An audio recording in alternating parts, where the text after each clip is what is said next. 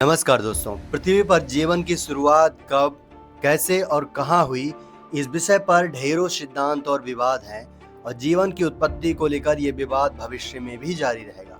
पृथ्वी पर जीवन बाहरी अंतरिक्ष से आया, इस मान्यता को पैनस्पर्मिया सिद्धांत का नाम दिया गया।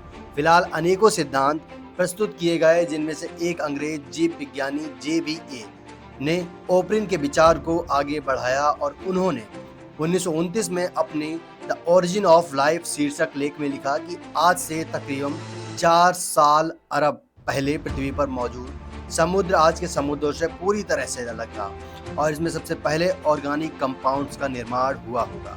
इसलिए सबसे पहले बनने वाले जीव बिना ऑक्सीजन के सांस लेते थे।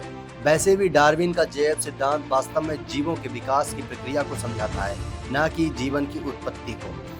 आज विज्ञान जगत में जीवन की उत्पत्ति को लेकर ओपरिन के रासायनिक सिद्धांत को सर्वाधिक मान्यता प्राप्त है और पृथ्वी की उत्पत्ति को अंतिम चरण जीवन के विकास से संबंधित है और जीवन के निर्जीव पदार्थों के कार्बनिक अणुओं से उपजा है। चार्ल्स डार्विन के मुताबिक पृथ्वी पर जीवन की उत्पत्ति में किसी बाहरी या दिव्य शक्ति का हाथ नहीं है। डार्विन ने जीवन की उत्पत्ति में ईश्वर की भूमिका को नकारते हुए कहा था कि पृथ्वी पर जीवन की उत्पत्ति निर्जीव पदार्थों से हुई होगी। 1871 में डार्विन ने लिखा कि मुमकिन है कि जीवन की शुरुआत पानी से भरे एक ऐसे तालाब से हुई हो जिसमें सभी तरह के अमोनिया और साल्ट होंगे, जिस पर ऊष्मा, प्रकाश और विद्युत की प्रक्रिया होती रही होगी।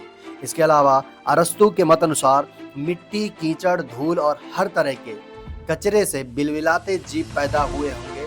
हो सकता है कि इंसानों की उत्पत्ति भी ऐसे ही हुई हो। फिलहाल हर धर्म में जीवन की उत्पत्ति के बारे में कुछ ना कुछ जरूर लिखा है।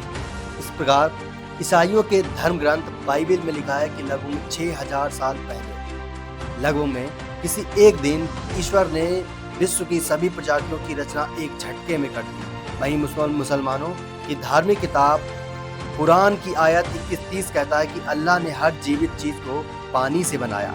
फिलहाल धार्मिक मान्यता सभी किताबों में लगभग में एक जैसी थी। लगभग में सभी धर्मों में थोड़े बहुत फेरबदल के साथ सृष्टि का कर्ता धर्ता ईश्वर को ही माना गया है। फिलहाल ऐसी वीडियो को देखने के लिए हमारे चैनल को सब्सक्राइब करें। Thank you for watching. जय श्री कृष्ण।